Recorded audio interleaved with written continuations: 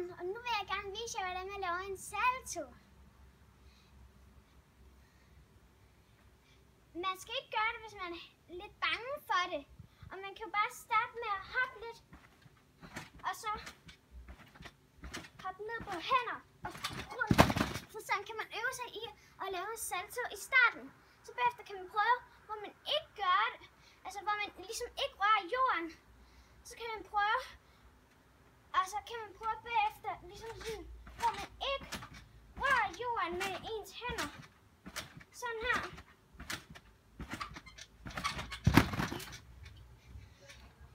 Og så bagefter, så kan man jo prøve at hoppe lidt.